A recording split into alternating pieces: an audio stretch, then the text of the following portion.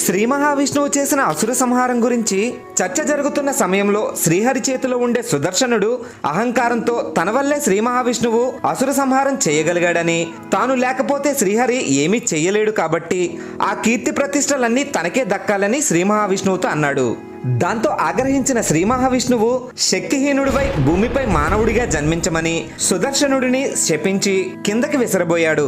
సుదర్శనుడు తప్పు తెలుసుకుని తనని క్షమించమని శ్రీహరిని ప్రాధేయపడ్డాడు.